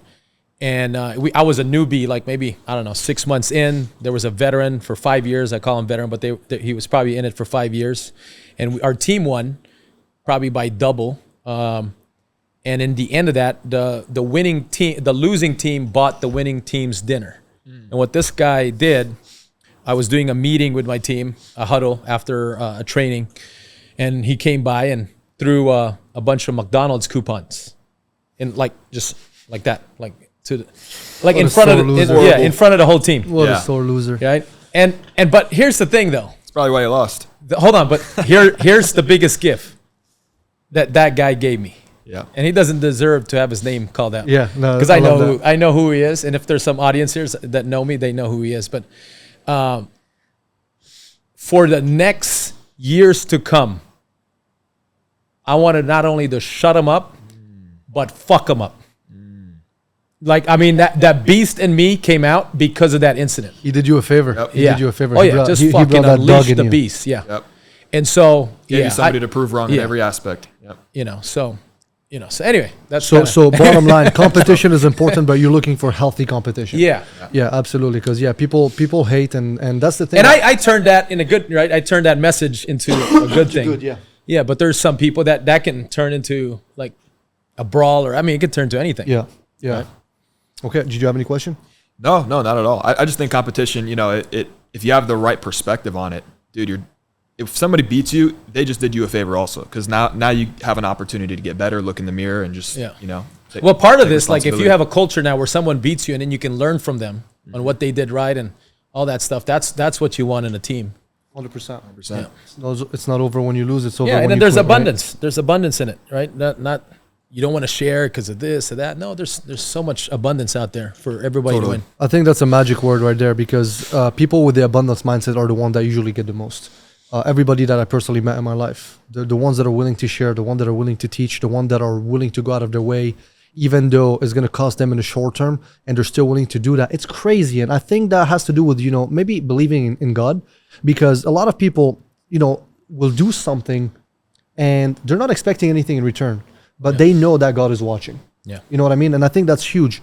And everybody that I've met in my entire life until today that have the abundance mindset have always been blessed. Always. They've always been blessed. They'll give. And it's crazy. Sometimes you give and you think you're going to get back maybe something from that person. God will bless you in a different direction because of what you give to the guy that will never give you anything back. It doesn't matter. That's why you do what you need to do, just because you know it's the right thing to do, not because you want something in return. Right?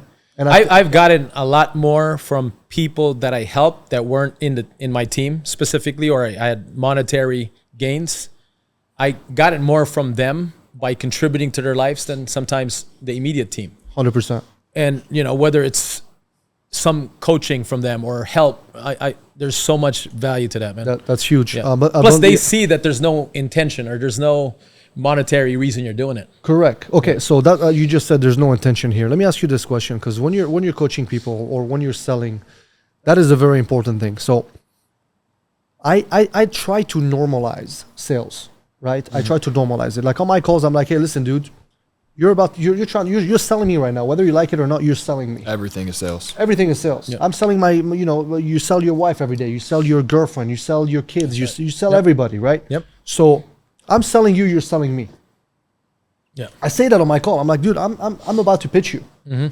And you're telling me right now on how cool you are and how great you are. Or why he shouldn't buy it. 100%. Or why he's okay in his fitness. Absolutely. Yep. So life is sales. So I like to talk about these things. Do you think it's a good thing to talk about when you're in the, let's say in the insurance space, where you're letting people know, of course, this is what I do for a living. Obviously, that pays my bills. I have a family. I got to take care of them. Like obviously there's a way to deliver the message. Yeah. But a lot of people are so awkward when it comes to getting paid and when it comes to transactions that it affects them in a very negative way when they do bring up the price, or when they do pitch, because they just come across not genuine. And I think there's a way to deliver that message, and it comes down to master communication, obviously knowing how to deliver that message. But I have zero problem talking about sales. I have no problem talking about money. I have no problem asking people how much they got in the bank. I ask these questions and people give me the answers 99% of the time because of the way I frame it. They understand my intentions, then they know it's not. Because, for example, I tell people, hey, listen, this is going to cost you this much. And by the way, before you say it's a lot of money, let me explain something to you. I'm not asking you to do something that I don't do. Okay? This is what we do. We're big in self-development. I spend a lot of money every year in self-development. I go to everybody's events. Been to Patrick Bet-David, to Andy Elliott, to Russell Brunson, to Tony Robbins. I spend money on me. So me asking you to spend money on you is not me telling you to do something that I'm not doing. I know how much it's changed my life, so I have no problem pushing you and telling you this is what you need to do. Yep. Step out of your comfort zone. This is why you need to do this, right? So I frame them this way so that they understand my intentions. And I mean what I'm saying. At the end of the day, I mean what I'm saying. And I tell them, hey, this whatever you're going to pay is not going to change my life, right? This is what I do. Obviously, it pays my bills, but this is what I do. I love what I do. And if you think I'm being transactional, it's because I want you to get out of your comfort zone. And, people, they usually receive it very well because they feel the intention behind it. They know what they're getting. Yeah. Correct. Yeah. Behind my message. So how important is that transparency in a sale, in your eyes? Authenticity and transparency, I think that's 100%. I mean, I operate from that too. It's not I tell them how it is. And in fact, I mean, normalizing the sale and just being transparent with someone is big. I think that's a easy way to connect with people and really get the fear out and just say what they're thinking versus trying to go in this whole dialogue. Address the elephant in the room. Yeah, versus like, I want to think about it and really, I think they're more open to telling you with the reasons versus I want to think about it or avoiding the sale 100%. or avoiding the dialogue. Why do you think some people are not able to speak this way or to be this transparent? Is it their ability to be that transparent? Is it life experiences? Is it because they're not practicing what they're preaching? I think a lot of it, one of it, I would say, is they're trying to be interesting on the call versus interested, right?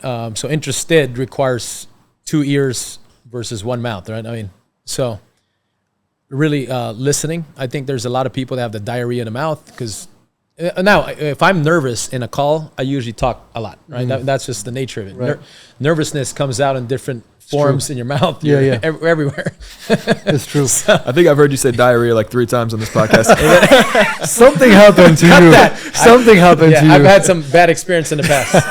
Yeah. I walked to school going there and coming back. So you can kind of guess what's happening. Sometimes I ran to the nearest restaurant. So Little trauma there. yeah, it's a bad deal. Okay. Okay, all right. I didn't have the luxury of getting picked up. There you go. I want to go back to fitness. Maybe that's a trauma. Maybe. You pointed it out. That's a good point. I love it. We're going to talk about that. Let's go back to fitness for a minute. Yeah. How often do you work out? 3-4 times a week. What kind of workout do you do? And then if I don't, I'm moving stuff, like Moving your body. Yeah, moving my body somehow. Walks. Plus, I'm doing that driveway a few times a day. yeah, guys. He's got a driveway. It's pretty much you're climbing a mountain by the time you get to his house. There's lunges there. Yeah. It's a crazy hill. And after our workout, some people could not go up there. It was funny, man. They were all sore. But okay, and what kind of I know you also train MMA or jiu-jitsu or you hit the pads? Just pads, boxing, pad work, and you have a trainer. Kicks, yeah. That used to be a fighter, right? Yeah, correct. Okay, and how do you like that versus traditional, lifting weight? Oh, way better. Okay. We kind of put a pause on it because our schedule didn't align, but yeah, I love that. Just because it's see, working out, you can take pauses and think, and you're like off to business or whatever. With fighting, you can't. Yeah. Or with yoga, I used to do hot yoga, like extreme, like not Bikram. It's even hotter than that.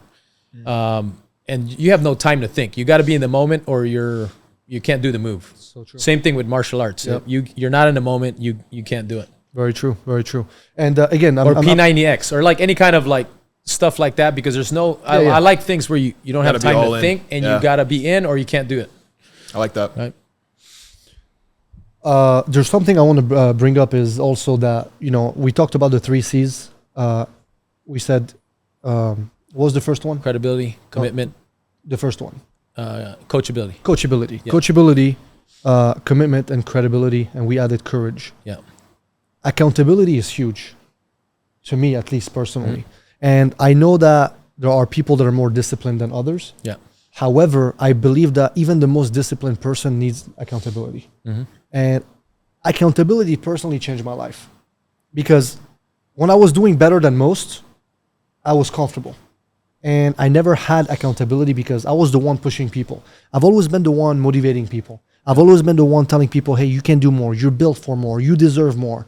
And I never had somebody had that effect on me, right? And I think that's why when I met Andy, I had that feeling. He's got the ability to get you out of your comfort zone. That's right. And I missed that, right? I was very, very in need of something like this. Because before I met him, I've been to other people's events. For whatever reason, I couldn't relate to them. They were not able to move me, right? Without mentioning any names. They had a lot of very good tips, but for whatever reason, I just couldn't connect with them. Yeah. Andy, I think, is the fitness side. I think the fact that he was also younger than the other ones, I could relate with him a little bit more.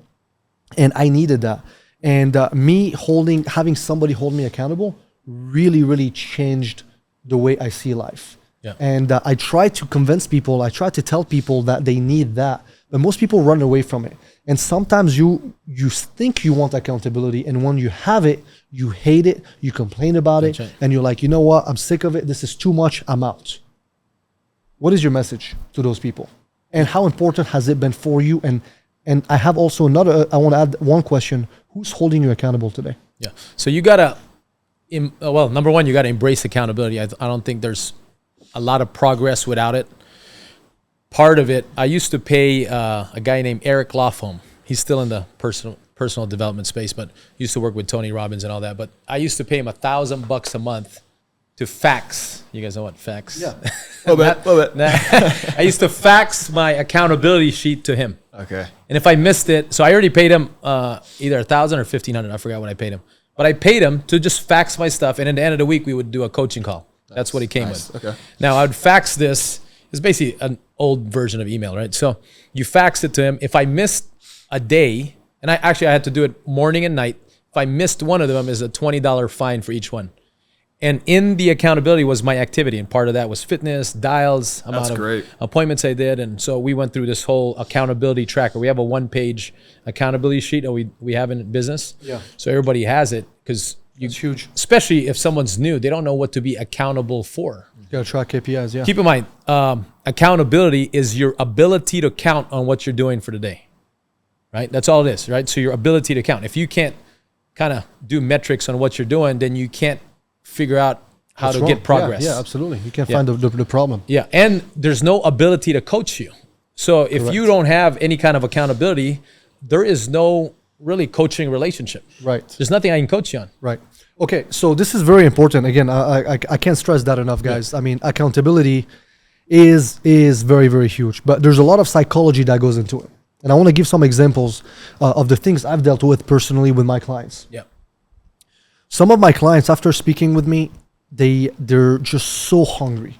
They want to go all in. They're ready to change their lives, right? And sometimes they go back home and they fall back on the old life. Yeah. The slow, no productivity. They take it easy, basically. And the problem is, a lot of you guys, I'm speaking to the audience, you say you want accountability.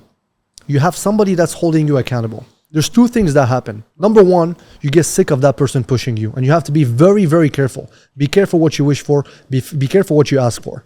Because if you're going to ask somebody that really cares about you, that you want that person to hold you accountable, he's going to push you, is going to get uncomfortable, it's going to suck.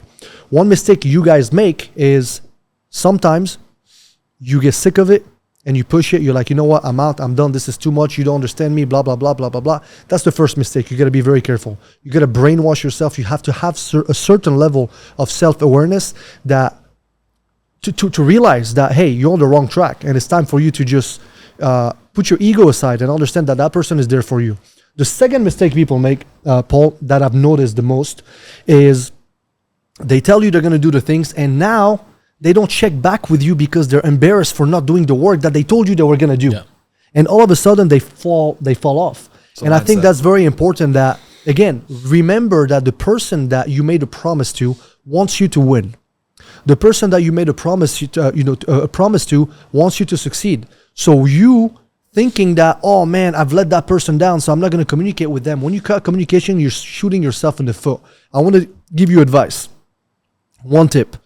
Every time you fall off, because you're not perfect. I'm not perfect. I fall off before. If I did not have somebody that really cared about me, it would have been difficult for me to just stay on track. So when you do fall off, remember, we all do. We're not perfect.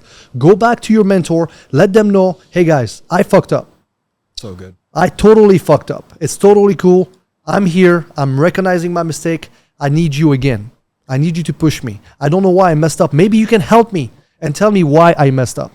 Maybe I need something else, right? So that is a mistake a lot of people make. You pointed out communication. So we have a saying called, and we've been using this term since the beginning, but CPC, which is compulsive personal communication. So accountability without the communication part, and not just communication, we call it compulsive personal communication. Yep. Like compulsive. That? Compulsive. Yeah, it's like personal communication. Yeah, like anytime you have a run or a big contest or something you're running for, the communication has to be up, like way up more than normal. Yep. Accountability, morning, night, afternoon, evening, every hour. I mean, it's the more, the better, right? Especially when you're on a run. Like if maybe the company's on a rut or your team's not doing well and you want to get out of it, like you inject accountability and compulsive communication, and then you elevate the whole team. I love that. Yeah. That's huge. Compulsive personal communication. Yeah. Yep. You got a culture of people holding accountability to that standard, you're dangerous. Oh, yeah. You better write this down, guys. That's huge. Okay, Paul, I want to talk about one thing that we haven't mentioned. You talked about how you went from being an introvert to, being a social person. How did you do that? What tips do you have for all the introverted people here that have a hard time communicating, that are very shy, that call themselves introverted? What tips do you have for them? I think in the beginning, though, it just started as a, like, this is what I need to do to win. And eventually I fell in love with that. I fell in love with people, right? And kind of dealing with people and helping people's with problem and solving it. So I think I fell in love with that process where I became a tool for good, a force for good, if you want to call it that way. Understood. So it was not like intentional in terms of, oh, I want to be social, I want to be extroverted. You're like, this is what is going to take for me successful, so I need to make it happen. Correct. And as you started working on that, you actually started liking yourself and liking these moments, meeting and socializing with people. And obviously, eventually, it allowed you to meet the people that you have now in your lives. Yep. My wife's example was, my wife's at a seminar today. I mean, all she did was like meet people all day on top of, obviously, it was Goggins was there too and Nice. a few others. But anyway, she was there, but with the intention of meeting folks, right? I love that. Yeah, I mean, that's kind of where back then I wouldn't be doing that, where now, to me, that's natural now. It comes in natural but I look at it from a point of view where whether it's maybe I can give value to this person or maybe solve their problem in the future, I don't know, or we just stay connected, right? I believe there's so many great people I met, for example, in Scottsdale and all over Arizona. I mean, this last 4.5 years, I met hundreds. I mean, probably in the 1,000 at this point. Yeah. What do you, how do you determine, this is going to be a very tricky question because I'm not sure how I'm going to phrase it the right way, but I think you're going to understand it. When you meet hundreds of people, how do you determine who you're going to build a closer relationship with? Is it the value they bring to your life? Is it the value you bring to their lives? Is it, both ways? How do you determine that? Their values as a individual, and if it aligns with ours. So that's kind of the simple aspect to it. Dive deeper into this for me. So their principles, basically, their core values as a human. Yeah. So they have how are they with their kids or their spouse, or I mean, I've been around certain men where, I mean, whether they're divorced or not, I mean, they're headed there. I mean, so I understand. So obviously we look at all these areas. I mean, can they trust? Obviously, would be a factor, but yeah, their values as a family, as a human being, and what they value the most, and then if it aligns with what we value the most. I mean, we're not looking for, perfect human beings, but we're just looking for people that have similar values that we can, on top of that, like each other as well. Absolutely. Okay. I think you wouldn't spend time with somebody that you don't enjoy. One of the things that if we ever go on dinner nights, or date night, double date nights with someone, one of the things I'll whisper to my wife, or we'll tell each other, I go, oh, hey babe, worst case, we're on a date by ourselves and just pretend they're not there. I love it. Worst case. That's a good way to put it. Mindset, yeah. That's awesome. Okay, Yeah. and how long have you been married? 21 years this year, so 20 years. 20 years. Yeah. Okay. Well, I mean, you have to give advice on this now. Not 20 years is not chump change. You know what I mean? Yeah. So. Well, we start. I mean, part of. We've How'd done you a lot of. maintain a marriage for 20 years? Well, a lot of the things that Andy and Jackie talk about growing together, right, doing things together. We've done that even back then with Tony Robbins seminars. We've probably been in 5-6 Tony Robbins seminars together. In fact, we started our marriage with Date with Destiny. That's the name of the seminar. That's awesome. And Date with Destiny is about figure out your values and putting on paper, and then basically if you're aligned towards. I mean, sometimes it's basically putting down your purpose on paper and then living by them and instructions to live by them. Basically, that's kind of what Date of Destiny was. That's how we started our marriage. In fact, Tony talks about in the seminar, if your values align, this is maybe a good reason also maybe for you not to get together or not be together. So there was a lot of people that separated too in that seminar. Wow. Yeah. So why? But yeah, that's how we started our marriage, through seminars like that. We were going to seminars even here. Tom Tom Hopkins' seminar was here. He's older now. OG. Yep. Yeah. Robert Kiyosaki's out here. So Yep. we've been going to Arizona for seminars since a while back.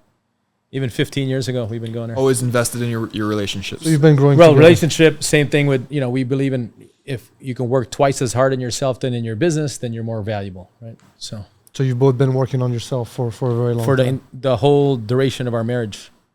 Okay. She's been involved. She's like when almost every area that I was weak at in business, she complemented it until I figured out how to be good at it. If not, I would have suffered, or our business would have suffered tremendously. So she's a big component to it. And then like the first 3 to 5 years, I needed her. It's not like there was no business without her. 100%. Yeah. I love that. How? And I told her that because and again, if not, then that part of the business is missing, and then you don't have a business, right? She was getting people in, and I was blowing them out. I mean, that's kind of Wow. so that's not a good recipe until I figured out the other aspect of it. So I was rough around the edges, a little too abrupt, a little too intense. I didn't understand why people didn't get it. You know what I mean? And I don't know. I've obviously grown since then, but Yeah. that's kind of, Very interesting. yeah. How have you guys having kids impacted your marriage? I think it strengthened it, like extreme strength. But there was, like we were going to make it work no matter what. Plus also, I think we both came from a broken family. Like both were divorced from both sides. So I think we had big reasons to make it work. And then we did it fast. I mean, I did it fast. I mean, I asked her to marry me in 6 months. So I was just, she ended up doing the same business I was because she was referred by 2 other people. They go, why don't you do what Paul's doing? He's doing good. And then she got started, and I was helping her learn everything. And after we were done training or doing an appointment, we would go to lunch or dinner. And to me, it was a date. To her, it was just lunch. It was just a meal. But anyway, we ended up liking each other in that, first month, second month, goes into 6 months, and I asked her to marry me. That's amazing. So we've been married since, yeah. You're moving fast. I like that. Okay, so I mean, you know what you want. That's what it is. And Well, for the first time, I've never felt like that about anybody. So, and then my mom endorsed it, and a couple mentors did too. Like the way I was thinking about it. yeah, What I saw in her, other people saw the same. So I don't know. At that point, there was no fear to ask to marry me. I don't know. Some people fear that they're gonna lose. you said you were gonna make it work no matter what. Has you guys having kids? Because a lot of people are like, well, we want to focus on business. We got to make money first. We got to be prepared before we have kids. Blah blah blah. You had your first kid. How old were you? 22. I was a dad. 22. And most people will be like, that's a horrible idea. How old was she? 23. Okay. Yeah. Most people would be like, well, you're too young to have a kid. What's your message to those people? It gave me purpose. It allowed me to make better decisions. I didn't spend time with certain people that didn't serve me. I mean, it prioritized my entire schedule. I love that. So you had a why. Yeah. So would you say if you didn't have your kids, you would not be as successful as you are today? It'd probably be a delay there. Okay. Yeah. 100%. There's a big delay or a gap. And again, the very fear you have about having kids or whatever, that could be an excuse. If you want kids, have them, right? I mean, it's not, don't prolong that. I think is there times where maybe I'm a better dad now than then? 100%. Is there more patience now? Is there more peace of mind now? Yes. But I mean, I grew up not perfect, and I was okay. Nobody is. You know what I mean? So like, I know my son didn't grow up the way my daughter did and my Troy did, but I mean, I owned up to it too. I mean, so there's part of it where, like, I've had lunch with him where I apologize about the past or maybe some trauma that I caused, right? But that's part of the journey. You can't be perfect, Yeah. And but if I didn't learn it then, I'll probably have to learn it at 40. 100%. That is correct. That is correct. It's all perspective. I know this is gonna piss some people off, but I'm just gonna say it. I say to people all the time, if you're above 40 and you have no kids, I cannot trust you. I'll never trust you. And the reason why is because you have to be a selfish person to be 40 years old and having no children. I have a mentor that used to say, if you're he said above 30, and you're single and don't have kids, you're a menace to society. That's you know what? I have to agree with that. I genuinely have to agree with that. That's not my words. He said that. Yeah, so no, it's twice now. I love that. I have to agree with that. And I think, you know, and you know these people. And you know, the worst part is I have a couple friends that are 40 and single and no kids. And, you know, I always give them a hard time. And they hate when I say that. But, you know, I say that for them.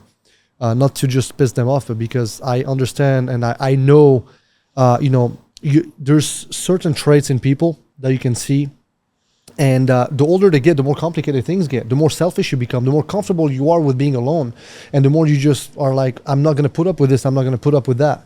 And the reality is we're built for communion. We're built to reproduce. We're built to have families. And I think that's a very important thing to talk about, because especially in the West, people are so brainwashed to, oh, live your life. You're too young. What are you doing? You're in your prime.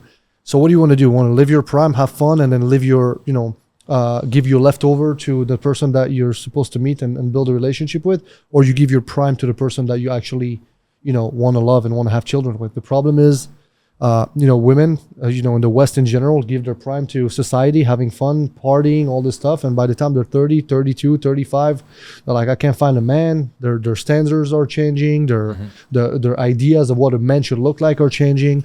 And then they want the perfect guy, and then it never happens. And usually those people are destined for failure. You know, because you can't. Again, I'm gonna go a lot deeper on this later on, but that's my opinion on that. So I love that, man. I love that you had your kid at 22 years old. I think that's huge. And when I see you and him walking together, you know, that's what I hope to have with my kids is just young, going to the gym together, having certain conversations together. Yeah, you haven't been perfect, but hey, that's how he's going to learn. He's not going to be perfect as a parent as well, but he's going to learn from some mistakes that you've made. He's going to be able to, you know, correct those. And just like I correct certain things that my dad did with me, I'm not going to repeat with my kids. And it's just a cycle. But at least my son wants to have kids early, which maybe that's because he sees your relationship with him, or at least the right example around him, or maybe the right friends around him, right? With other families that are having them young. So I love that. Beautiful, man. Well, we're gonna run out of people if nobody has kids. I mean, that's what's going on right now. That's exactly what's going on. It's real. It's crazy you say that, because, you know, I was in Dubai for a couple months, and in the Middle East in general, they don't have that problem. In Africa in general, they don't have that problem. In most countries don't. In Asia, they don't have that problem. So, and there's a reason why society has been functioning for the past, I don't know how many thousands of years, and now we're going to change that. Just because society is telling us to get an education, to go to school and study for 10 years in college and party and live your life and have your kids later, blah, blah, blah. And it's very interesting. So I like that you are different. I like that because, again, I don't see that every day, especially coming from overseas. That's normal for me. But I've been in the U.S. for about 15 years where I haven't seen this in a very, very long time. And that is the first thing that made me like you, to be honest with you. When I found out that your son was, I think it was that. The first time I met you, was it at the den? I think one time, and then the house afterwards. I remember you came on the stage of our seminar room, and I shook your hand, and I saw a boy behind you, a man behind you. You're like, that's my son. I'm like, what the heck? You guys look like brothers. Yeah. And then I asked you, when did you get married? When did you have your kid? I'm like, whoa, that's exact. And I just had so much respect for you that day, because, again, it takes a certain level of, you know, it shows commitment, it shows discipline, it shows, you know, the willingness to have somebody depend on you. It shows your willingness to want to contribute and want to help and want to create a life. A lot of people don't have that willingness anymore. Even a dog, that is too much for them. You know what I mean? A pet is too much for them. So let alone a child. So anyway, so I love that about you, and we're good. Yeah, love that about you. It's amazing that, you know, your journey, and I'm glad we did that podcast, because we talk a lot, but we've never gone in depth like this. I got to know you a little bit better. I know you might want to add something. No, amazing, dude. I really appreciate just learning more about you and some of the things that you shared, the value, and yeah, man, I'm looking forward to the future. And we're gonna do round 2, please, as soon as I'm back from Dubai, or maybe in Dubai, because you're coming with us. Yeah, we'll figure out the calendar where the lines. Yeah, that would be badass. Man. Let's do it. All right. So how do I get a body like you, man? Give us the recipe before we wrap this up. How about we wrapped it up with this is the body of Prince. The body of the Prince. Oh man, I'm blushing, dude. I'm blushing. I think you should show him. Bring him to the gym with you. Yeah. Oh, you know what? This is what we're gonna do. We're gonna do a workout together. Yeah. Whether it's in Dubai or when we come back from Dubai, or maybe before I leave. No, you travel tomorrow. Yeah. Okay. I come back on Thursday. Yeah. So or Friday. I probably I'm gonna be gone on Sunday, so it's a little tight. So either in Dubai we'll do a workout Or together, Saturday morning. or Saturday morning. Don't you go to the gym anyway? Yes, I do. All right. I do. Okay. Don't you go to the gym every day? You know what? Text me when you fly back in town, and we'll Don't you go to the gym every day? I do. Okay. Do you? That's the problem. No, but I'll go with you. Paul, be careful what you wish for, Yeah. man. It's all good. All right. Let him wish for I want to that. be crippled on Mother's Day. You know what? We have the camera here. Everybody's a witness. On Sunday, I want to be crippled. I don't want to, We'll bring you guys that content as I well. love that. We're going to be recording that workout, Yep. or a little bit of it, and we're going to show you guys how Paul is going to be walking after our workout. Like I that? like But how do you get a body like me, man? Honestly, I've been doing it for way too long. Is it natural? I got to ask. You know, I love that you asked that question, because every time somebody tells me you're not natural, you take something, it's a huge compliment for me. Yeah. Because I am. Okay. I've never, I don't even do protein shakes. Yeah. Like, I'm just food. No, I food, could food, tell you food. are. I just wanted to verify. Yeah, no, I love that you asked that question. I think it's Yeah, important. you have the look. I mean, anyway, I'm not going to go into that Yeah. topic there. But yeah. He was like, this is going to turn a little homosexual. I'll take it. But I always tell people, I don't train to be a bodybuilder. I'm going to piss some bodybuilders off. I hate the bodybuilder look. I like to look like an athlete. I also want to feel like an athlete. Well, I you don't got that Rocky swag. going Rocky, on. let's go, baby. Right? Is that Rocky look Yeah. like Rocky 1 back in the day? 100%. I Right? will, You're I starting I to keep look looking more at and more the like screen Rocky and as I time see- goes I on see too. Rocky. Yeah. I will take it. I will Yeah, take it. So slide. So I want to work out for obviously the look, but also a lot of functionality. So my Yeah. workouts are very different. I do a lot of explosive workouts, just like when I used to train. You know, when I used Yeah. to fight, a little bit different than the a little bodybuilding. purpose behind it. A little more purpose, more practicality. I want to be able to move. I don't want to be stiff. I want to be fairly Yeah. flexible. I want to be fast. I want to be able to throw a punch, a kick. Muscle You know, endurance. even though I'm not Yeah. fighting anymore. So yeah, you just want to be explosive. So I do a lot of muscle endurance. I don't focus too much on weight, although I go fairly heavy. But that's not my priority. My priorities are my reps and the drop sets and the intensity that I do. I also do a lot of calisthenics before my lift. So I'm going to give you an example. On chest day, I will do 100 push-ups before I start my bench press and any other machines. Really? On back day, I will do 100 pull-ups. What's the purpose of that? If you can control your own body, I don't care how much weight you lift. No. What's the purpose of doing 100 before you do the actual sets? That is the purpose, because a lot of people can lift a lot of weight, but they can't control their own weight. I think it's more important. But to aren't you control. tired to do the reps after that? Like you don't have the same energy to push as hard? In the beginning, when you're not used to it, you will feel like you're losing your muscle endurance is giving up. Yeah. But I don't have that problem because I've been doing it for many years. Got it. So if you train for it and you do that for about 30 days, your body will start adapting and you'll get used to it. So chest day, 100 push-ups before I touch any machine. Back day, 100 pull-ups before I touch any machine. Triceps day, I do 100 dips before I touch. Would that any be the machine. same advice if someone wants to bulk up? Yes, absolutely. I don't believe in bulking and shredding. I believe in lean bulking. And I'll show you a before and after picture of my buddy of mine. He's Vietnamese, one of my best friends in Florida. I put him through a workout for 6 to 8 months, and the transformation was insane. He was like, should I cut? Should I build? I'm like, you do both at the same time. It's called lean bulking. If you train the right way. Do you have an app or a book on this or no? I do not. You do? I'm okay. going to write a book for Yeah. just Or an app. You could do an or app. an app, yeah. Yeah. But lean bulking is you Yeah. train intentionally, Yeah. and I promise you, I mean, you will see a huge difference. I can transform your body right now. Probably in 90 days, nobody will recognize you. I mean that. I like it.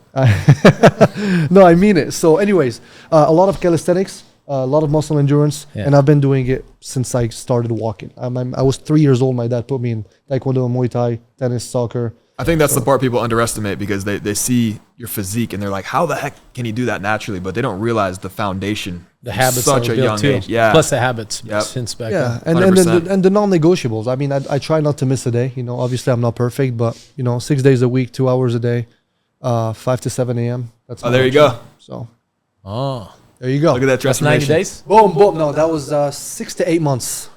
Oh, okay. 6 to 8 months. My Oh, favorite part is the face, dude. Look at that jawline. Okay, he Yeah. put 1 year transformation, but that was actually 8 months. Wow. Yeah, His eyes changed. yeah. That's Victor. Yeah, that's tight. Boy, look at that. It's not even the same your person. guy go, got Victor. like, yeah, that's funny. Huh? It's not even the same human, dude. We got to put up my picture like that on the next one. There you Let's go. go. Next one. Let's go, baby. So yeah, man, that's pretty much I it. love that, man. Yeah. Yeah. One day. Well, Saturday No, morning. it's like, yeah. No, let's do it. Okay, done. good. Paul, Pleasure having you. I'll bring some homies there too. Let's do it. I want a bunch of people crippled with me, man. Not just me. Well, see, I have a rule. What's that?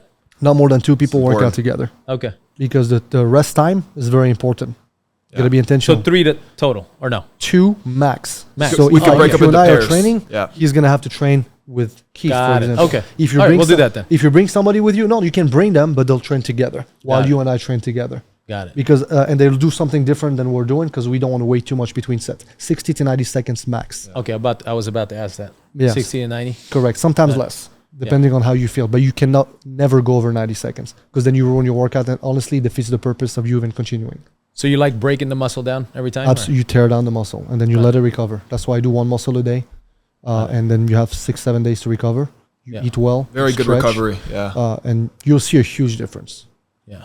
Have you heard about? Lastly, I know. Yeah, no, we're there's good. this whole study on not breaking the muscle, but just doing reps with higher, with longer break time. What's your thoughts? Have you seen that study or not? No, I have not. Oh, okay. I have not. Listen, I do what works for me. Yeah. I'm Yeah, very, no. I'm very old school, Yeah. right? I tell people if they have a routine that works for them, stick to it, Yeah. right? But my type of workouts is very different. Like I said, I want to be fast. I want my muscle twitch to be active. I Yeah. want to be able to jump high. Yeah. I want to be able to be explosive. I want to be The able to stay reflex, flexible. everything, yeah. I want to look like an athlete, not like a bodybuilder. Yeah. I mean, I see these guys. I They love can that. they can barely move, man. They can't even run a mile. Yeah. You know, they train all year. They eat, dude. If you're going to eat 7 times a day, you have no life. I don't care what you do. I don't care how you look. You are a loser. If you're eating 7 times a day, you're breaking down your meals, 7 times. Do you snack? You have no life. No, I do intermittent fasting. My first Okay. meal is at 1 I p.m. do the same thing, Yeah, yeah. I eat Okay. twice a day, right there. Sometimes once, sometimes twice. But just it's calorie intake, and calories in, calories out. It's very, very simple. But again, these guys, they look good one day out of Yeah. the year on stage. They go back to bulking. They have a weird gut coming out. It's not what I want, man. And by the way, it's not healthy. These guys shorten their lives by 10, 15, sometimes 20, sometimes even 30 years. I know people, friends of mine, that have passed away. All right, from That's sad. this shit. So stay natural. That's my advice. Obviously, listen, some people are older. TRT has helped them with injuries and stuff like that. I don't judge that. But if you're a 20-year-old and 22-year-old, you're already getting into this shit, you're taking a shortcut, you're damaging your health, and it's not worth it. Appreciate Amen. you, man. I like it. All right, guys, we're out. Thank you for watching. All right. Paul, thank you for Appreciate having you me, guys. man. Thank Thank you you so for much. coming. It's awesome, and let's do it.